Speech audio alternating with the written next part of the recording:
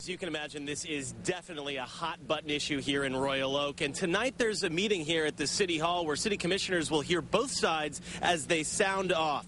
The pro-gun side says they have a lawful right to carry a gun to arts, beats, and eats, and that they should have the right to defend themselves anywhere they go. On the other side, many folks say mixing guns with a street festival just doesn't make any sense. The issue took center stage after city officials here in Royal Oak agreed to the ban in the contract with festival organizers.